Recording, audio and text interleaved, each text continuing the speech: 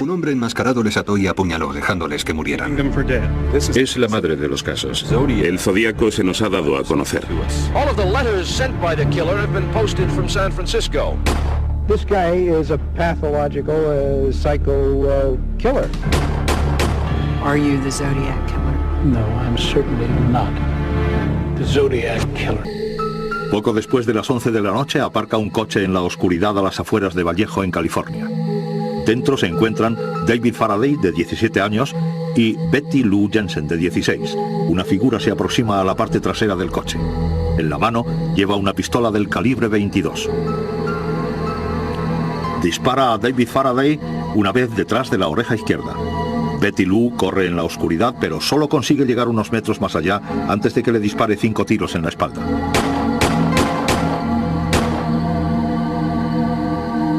La adolescente yace muerta donde cae. Faraday aún vive, pero sangra profusamente cuando una llamada de ayuda llega a la radio de la policía de Vallejo. El fotógrafo Tom Balmer la oye con su escáner policial y corre hacia la escena. Estaba muy oscuro y había un cuerpo en el suelo cubierto con una manta. La gente del juez llegó y fue hacia el cuerpo, levantando la manta, y empecé a hacer fotos desde una distancia prudencial. El detective del sheriff del condado de Solano, Russ Butterbach, llega justo después de los paramédicos. Fui derecho a la ambulancia porque el chico seguía vivo y quería ver si me podía decir algo, que hablara. Butterbach no obtiene nada de David Faraday, al que llevan al hospital y declaran muerto al llegar. A la mañana siguiente, Vallejo se despierta con las fotos de Betty Lou Jensen con los pies asomando por el borde de la manta.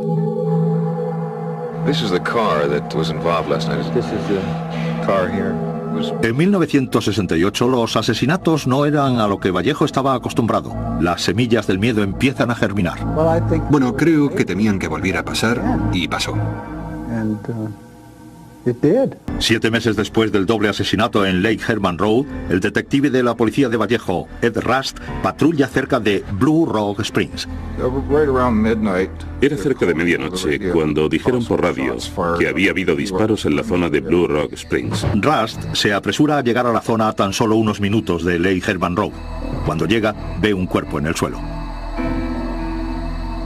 Vimos inmediatamente a alguien ensangrentado al que habían disparado en la cara o en el cuello porque había sangre por todas partes. Estaba gimiendo. Dentro del coche, Rust encuentra a una joven echada sobre el volante y con múltiples disparos en la espalda.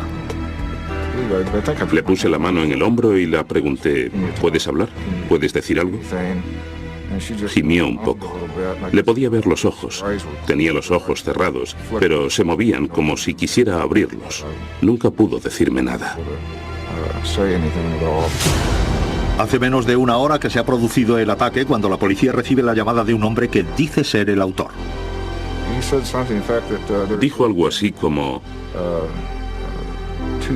Han disparado a 2 personas en el parque. Y luego dijo, también disparé a esos chicos el año pasado. Y en tono de burla dijo, adiós. Rastrean la llamada hasta una cabina a unas manzanas de la comisaría de policía. El auricular está descolgado, pero no encuentran ninguna huella. Bueno, era algo muy poco usual. Muy poco. Lo seguimos tanto como pudimos, pero por desgracia el teléfono desde donde se hizo la llamada no nos llevó a ningún sitio.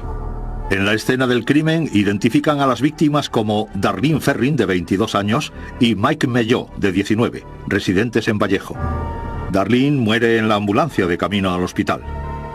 Melló sobrevive y le cuenta la historia a Ed Rust.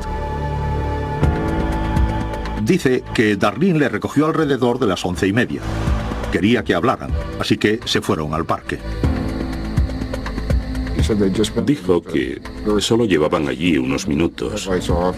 Apagaron las luces, pusieron la radio y un coche paró detrás de ellos. Una persona salió con una linterna y le dijo a Darlene que era policía o algo así. Apuntó la linterna hacia la pareja y entonces Melló oyó el ruido sordo de los disparos. Dice que la persona siguió disparando. Él, tratando de protegerse, se escondió en el asiento de atrás y entonces oyó más tiros y vio que habían dado a Darlene. Después de disparar a Darlene, el hombre se marchó y luego volvió. Dijo que la persona se fue y volvió. Se acercó a la parte de atrás, le disparó 2 veces más y luego disparó 2 veces más a Darlene. Mellot dio a la policía una descripción del sujeto. Caucásico, joven, musculoso, de 1,70 y pelo castaño rizado. Aparte del retrato robot y la llamada, no hay más pruebas con las que trabajar. En la primera escena, el asesino dejó balas del calibre 22. En la segunda, balas de 9 milímetros. Con el tiempo, el caso se enfría y apenas tiene repercusión fuera del condado de Solano. Eso cambiaría rápidamente. En la sala de redacción del San Francisco Chronicle se están desarrollando unos hechos curiosos.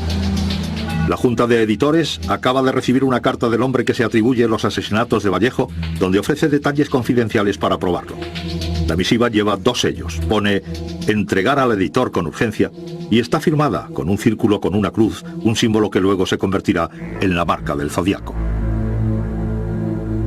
En 1969, Robert Grainsmith es el dibujante del periódico. Empezaron a llegar unas cartas muy extrañas con códigos y amenazas. El tipo decía, publiquen este código en su periódico, y envió uno a todos los periódicos importantes, o habrá muertes a discreción. Bueno, nunca habíamos visto nada similar. Los códigos que había en las cartas tenían 8 líneas y cada línea tenía 17 símbolos. El asesino dijo que si lo descifraban, les revelaría su identidad. Nadie podía descifrarlo, ni la agencia de seguridad ni el FBI, nadie. Pero un profesor de secundaria de Salnas, en California, se sentó con su mujer durante un fin de semana y no pararon hasta conseguir el móvil de los crímenes del asesino.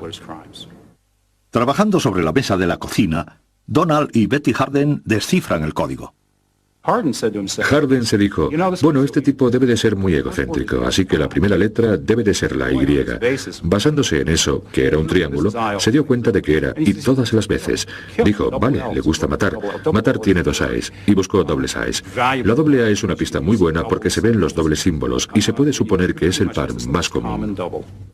En poco tiempo descifran el código. Este no revela el nombre del asesino, pero sí su móvil. Lo que Harden descubrió fue, si no recuerdo mal, yo quiero matar porque matar gente es el juego más peligroso del mundo.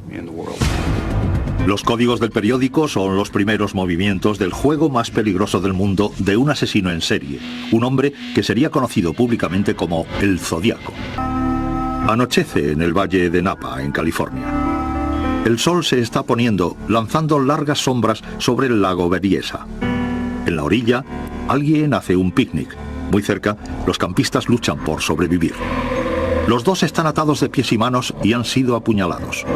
En el lago, un pescador oye los gritos de la pareja y llama a la policía. Creo que fue justo después de cenar. Recibí una llamada de la oficina diciendo que habían apuñalado a una pareja cerca del lago Berryessa. Las víctimas aguantan. Ken Narlow va corriendo al hospital para tomarles declaración. Mientras, poco después de 1 hora tras el ataque, el agente de la policía del condado de Napa, Dave Slade, recibe una llamada. Cogí el teléfono y dije, Departamento de Policía de Napa, agente Slade. La voz del otro lado dijo, quiero informar de un asesinato. No, de un doble asesinato. Y luego dijo, he sido yo. Mandamos a gente a rastrear la ciudad para ver si podían encontrar un teléfono descolgado en una cabina. Un reportero interino del periódico local encontró un teléfono en una cabina en el centro de Napa. La cabina estaba a menos de 5 manzanas de la comisaría de Napa. Los forenses buscaron huellas y encontraron una de una palma. En el hospital identificaron a las víctimas. La mujer, Cecilia Shepard, de 22 años, nunca se despierta y muere a causa de las puñaladas en pecho y espalda. Su acompañante, Brian Harnell, de 20 años, sobrevive y le cuenta al detective Narlow su historia.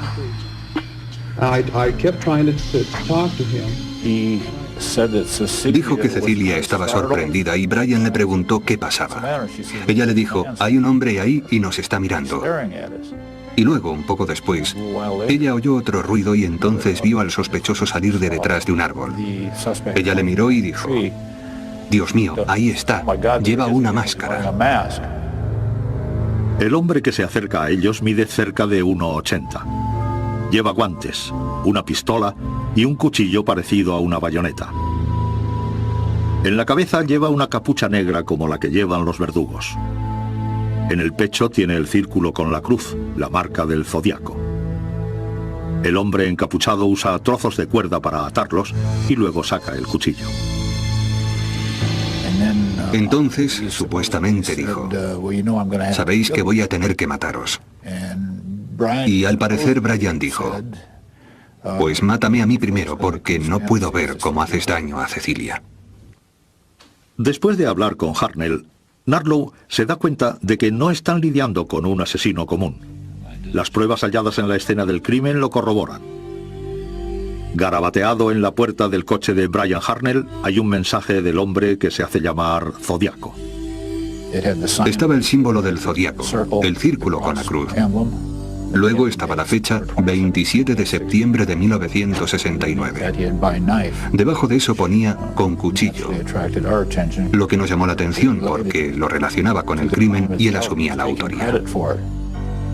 También grabado en la puerta aparecía 12, 20, 68 y 7, 4, 69, las fechas de los crímenes de Vallejo.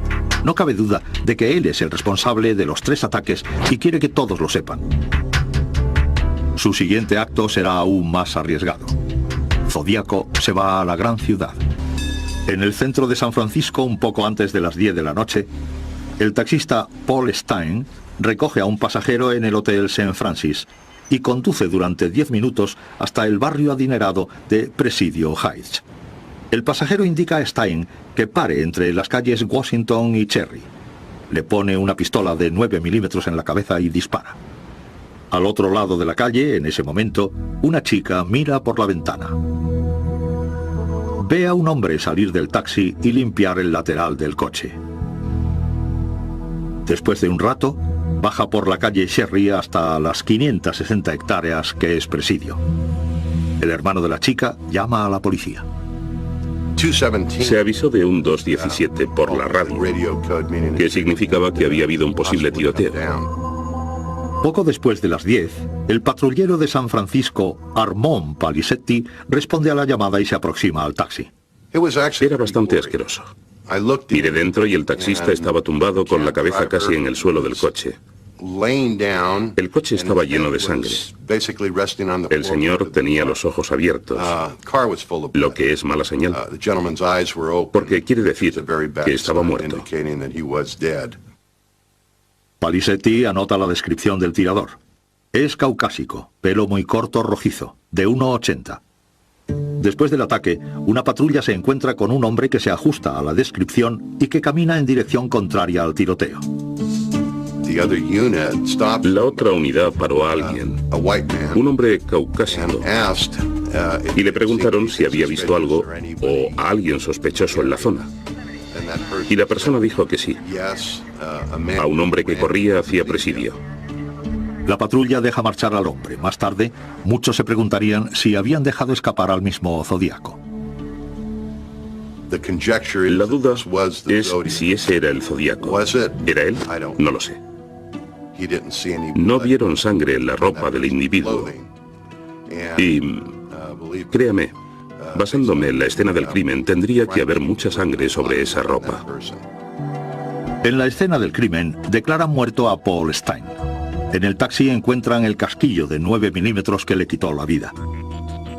La mejor prueba que encuentran es una huella en la sangre y que casi seguro es del asesino.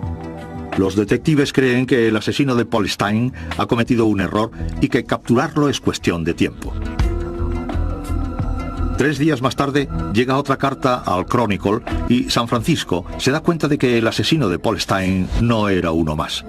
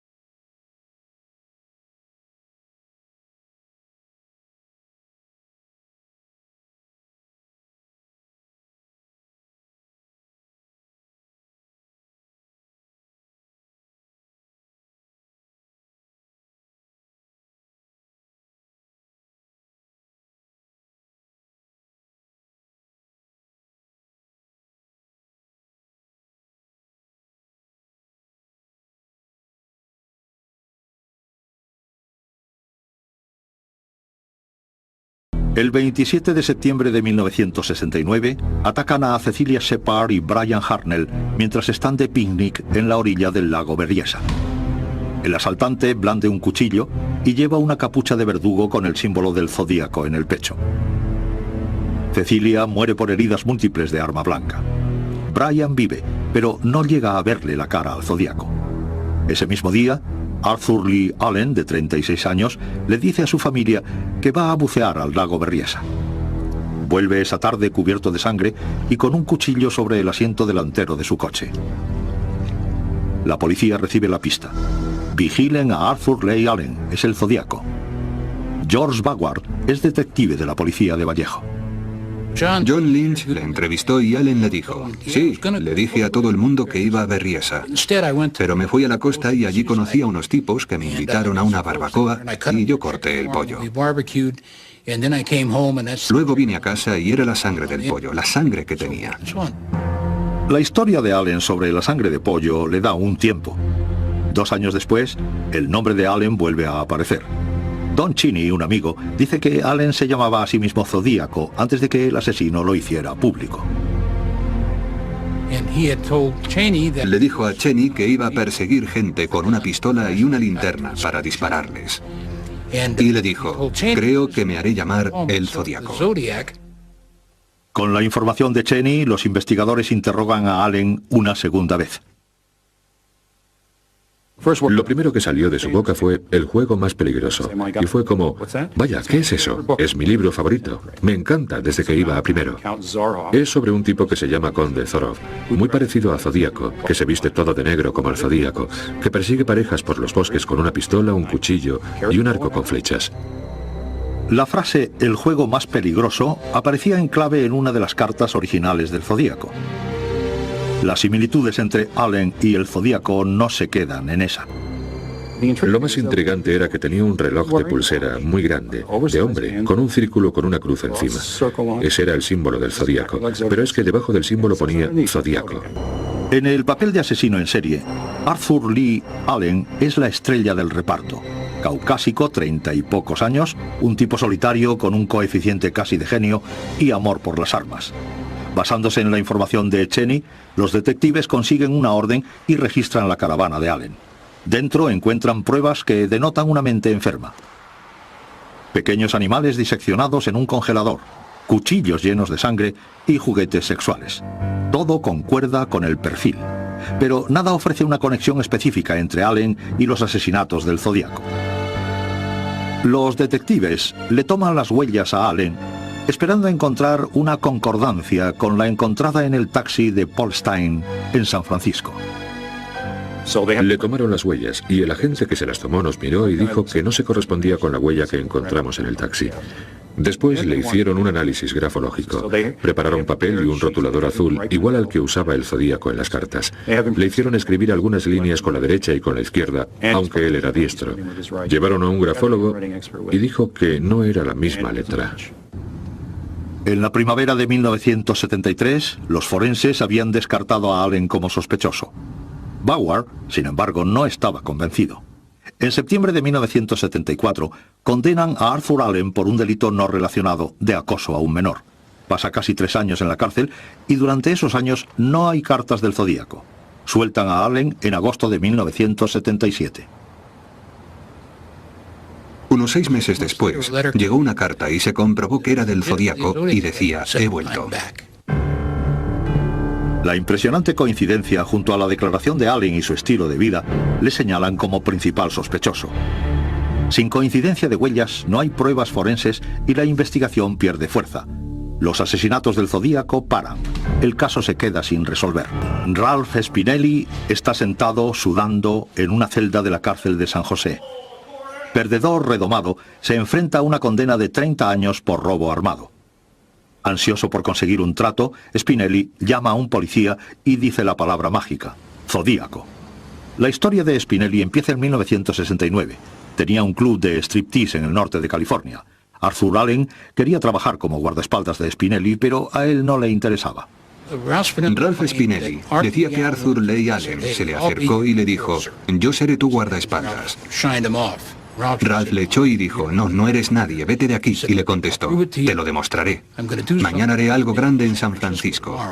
Al día siguiente fue cuando mataron a Paul Stine en San Francisco. Poco después, Arthur Leigh Allen volvió y le dijo, ya hice eso en San Francisco. La historia de Spinelli inquieta a Bauer, que decide probar por última vez con el caso. Bauer localiza al hombre que había visto al Zodíaco sin máscara, Mike Mellot, el hombre al que el Zodíaco había disparado 4 veces en 1969, pero no había matado. Bauer enseña a Mellot unas fotos de sospechosos, entre ellas una de Allen. La miró durante unos 20 segundos, levantó el dedo, señaló a Arthur Leigh Allen y dijo, ese es el hombre que me disparó. Le pregunté cómo podía estar tan seguro después de tantos años y me contestó, nunca olvidaré esa cara. La historia de Spinelli y la identificación de Mellot proporcionan una causa probable y se extiende otra orden de registro para la casa de Allen. Encontré fórmulas para hacer bombas de gasolina. Encontré bombas como las que describió el Zodíaco y un montón de cintas relacionadas con el Zodíaco. Lo que encuentran es interesante, pero no es suficiente para poder arrestarle. Bauer habla con Allen y se da cuenta de que el sospechoso es cualquier cosa menos... Hablamos durante 1 hora. De esa unos 10 o 15 minutos sobre el Zodíaco. Te hacías una pregunta y te contestaba, no sé de qué me hablas, pero luego quería contarte cómo hacer fouillon de huevo o algo así. Los rumores de las órdenes de registro se filtran y los medios se arremolinan en la casa de Allen. La periodista de la KTVU, Rita Williams, consigue una entrevista en exclusiva. Esta tiene lugar en el garaje de Allen y dura más de 1 hora. El sospechoso habla mucho, pero dice poco. Le pregunté repetidas veces durante la entrevista en momentos diferentes. ¿Eres el asesino del Zodíaco? No, I'm certainly, most certainly not the Zodiac Killer. Y en un momento dijo que creía que había un asesino del Zodíaco en algún sitio y que se estaba riendo de todo eso. Dijo que era posible que nunca supiéramos quién era, a no ser que confesase. Le pregunté, ¿estás listo para confesar? Y me dijo, no, claro que no. About the only way the heat will stop is if I die, that'll cure it for me, or if Zodiac himself confesses. La culpabilidad o inocencia de Allen pende de un hilo cuando los detectives de casos sin resolver vuelven a uno de los aspectos más intrigantes de la leyenda del Zodíaco, las cartas que mandó al público. Durante 30 años han ofrecido retazos de los pensamientos del asesino. Ahora, con la ayuda del ADN, los detectives esperan que también ofrezcan la verdadera identidad del Zodíaco. En 1968, el Zodíaco ataca por primera vez a una pareja de Vallejo en California. 4 asesinatos más tarde y después de decenas de supuestos ataques y avistamientos, el Zodíaco se escapa del panorama californiano. Sustituido por Charles Manson, Richard Ramírez y acogido por otros, en 1991 el caso está parado. Ningún detective ha conseguido resolver el misterio del Zodíaco y darle una cara al asesino. Si hay un sospechoso número 1, ese es Arthur Leigh Allen. Sin embargo, los detectives no tienen ninguna prueba física que le sitúe en ninguno de los crímenes del Zodíaco. En 1992, el destino juega sus cartas y las cosas cambian. En el verano de 1992, George Bauer estaba trabajando intentando unir a Arthur Allen con el Zodíaco cuando recibió una llamada. Me llamó a casa un policía, Jerry Barron, y me dijo, oye George, ¿todavía crees que Arthur Leigh Allen es el Zodíaco? Le dije que sí y me dijo, bueno, pues estoy en su salón. Le pregunté qué hacía allí y me contestó, está muerto en el suelo. Allen ha muerto de un ataque al corazón. Antes de que entierren su cuerpo, Bauer ordena una autopsia. Insistí en que le hicieran la autopsia, primero porque me acusó de querer matarle y segundo porque sí obtendríamos tejido hasta que pudiéramos procesar el ADN. Las pruebas de ADN estaban empezando entonces. Bauer no sabía a ciencia cierta lo que el ADN podía hacer por él, pero quería estar preparado. Se guardan y congelan muestras del cerebro de Allen para futuras pruebas en caso de que, en el futuro, los detectives se encuentren con ADN del Zodíaco. Kelly Carroll es detective de homicidios en el Departamento de Policía de San Francisco. Como todo el mundo del departamento, Carroll conoce la leyenda del Zodíaco. Seguramente que este sea el caso más famoso de San Francisco. Literalmente, todos los días recibimos notificaciones, mensajes o llamadas, incluso hasta correos electrónicos. Se decidió reactivar el caso y asignarlo a un equipo de homicidios activo. Carroll saca los archivos del caso y se da cuenta de que su mejor baza se encuentra en las pruebas forenses. La idea de que un criminal sea consciente de no dejar huellas o de enmascararlas de alguna forma es razonable. Lo que no lo es que sea consciente de las transmisiones de ADN. Carroll cree que el Zodíaco no tomó precauciones para no transmitir su ADN. Antes de analizar una carta, hay que determinar unos parámetros. ¿Cuáles de las 20 cartas del Zodíaco pueden considerarse auténticas y por lo tanto dignas de probarse? Susan Morton es examinadora forense de documentos en el Departamento de Policía de San Francisco. Había una carta larga que hablaba del asesinato de Paul Stine. Y sabía que dentro de esa carta había trozos de la camisa ensangrentada de la víctima. Así que esa tenía que ser del Zodíaco, y esa fue la que tomé como punto de partida. Usando la carta de Stine como piedra de Rosetta, Morton pudo saber que eran auténticas al menos 5 cartas. Luego, el proceso científico comenzó y el caso se empezó desde cero. Cuando el Zodíaco mandaba una carta, seguramente chupaba el sello y el sobre, transfiriendo así su saliva y su código genético al pegamento. La duda de los forenses es, ¿sigue ahí el ADN del Zodíaco? En octubre de 2002, el laboratorio de la Policía de San Francisco ofrece respuestas. Un perfil genético parcial obtenido de una de las cartas del Zodíaco se parece mucho a una huella parcial.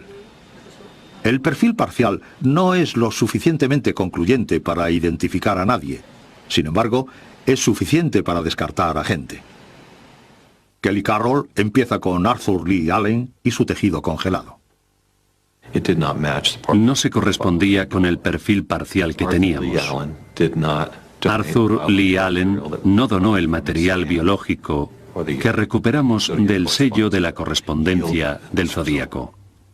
Sin embargo, Carroll no ha terminado con Allen. En el mundo de las huellas, uno de los tipos más novedosos es la llamada palma del escritor. Cuando escribes, apoyas parte de la palma en el papel, de una forma característica. La gente en aquellos días no se daba cuenta de que se podía dejar la huella de una palma y que se podía identificar. Sabían lo de las huellas dactilares, pero no lo de las huellas de las palmas. Las cartas del Zodíaco se estudian en busca de huellas de palmas. Se encuentra una en una de las cartas, la llamada Carta del Exorcista, enviada en 1974. Pudieron tomarle las huellas de las palmas a Arthur Lee Allen. Se comparó con otra que se había tomado anteriormente y no coincidían. No es la huella de la palma de Arthur Allen. No casan las huellas ni el ADN. Ni la caligrafía es igual que la de Arthur Lee Allen. Las herramientas de la ciencia forense actual parecen descartar a Allen como principal sospechoso del caso del Zodíaco, frustrando a los detectives y añadiendo otra capa de intriga al caso del asesino que se ha convertido en obsesión para muchos. He would have gotten to the car wash by 7:40 without stopping anywhere. Aquí se reúnen las mentes. Los sabuesos amateurs discuten juntos sobre su asesino favorito, el Zodíaco. Here's what I think. I think he had some liquid courage, and that's where that time went. And when he got brave and he made the phone call. Yeah. El grupo lo dirige este hombre, Tom Boyd. Aunque hay decenas de sitios web dedicados al Zodíaco, el de boydzodiackiller.com es el mayor de todos. Al principio lo anunciaba en unos tablones de anuncios y grupos de noticias en Internet. Ponía un nuevo sitio sobre el Zodíaco y luego se corrió la voz.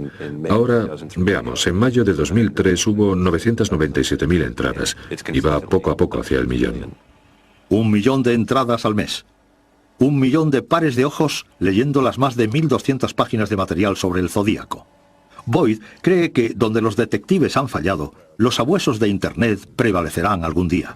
Creo que la policía ve a los amateurs como si fueran monstruos, porque están como envueltos en el misterio del asunto. A veces es fácil despreciarlos y no darse cuenta de que tienen sospechas de que una persona sea un asesino. Solo es cuestión de que compartan esas sospechas. Hay una parte de la población obsesionada con este caso. Para algunos es casi una religión. Carroll comprende el atractivo del Zodíaco. Incluso como profesional, a veces siente el tirón. Sí, en realidad todo detective desearía tener su Dr. Moriarty. Y en el caso del Zodíaco, tienes un adversario digno. El Zodíaco se identificó. Nos dio varias pistas, mucho más de lo que obtendrías de un sospechoso normal. Ciertamente, el sospechoso de homicidio medio no ofrece tanta información, por eso es tan extraño y hay tanto misterio. Es parte del atractivo de esta subcultura. Carroll cree que hay dos posibles finales para el juego del Zodíaco. Está muerto o en la cárcel. De cualquier manera, el trabajo de identificación del asesino, si es posible, y de atribución de los crímenes, es importante por una simple razón. 5 familias, para las que el Zodíaco no es ni una leyenda ni una estrella de cine, sino un asesino. Un hombre que se llevó la vida de un hermano o hermana, hija, hijo o amigo. Lo que hizo fue espectacular y horrible. Hablar con las familias te recuerda constantemente el daño que esos crímenes han causado a esas personas, los que sobrevivieron para el resto de sus vidas. ¿Es este el final de la historia? No parece. Cuando Caso sin resolver preparaba esta historia, el Departamento de Policía de San Francisco apareció con otra sorpresa. 3 sobres de las primeras 3 cartas que el Zodíaco mandó se descubrieron fuera de la cadena oficial de pruebas. En esos sobres nunca se buscó ADN. Se está haciendo mientras hablamos. Los detectives esperan que los sobres ofrezcan un perfil completo de ADN y quizá, después de décadas de frustración, se pueda identificar al asesino del Zodíaco.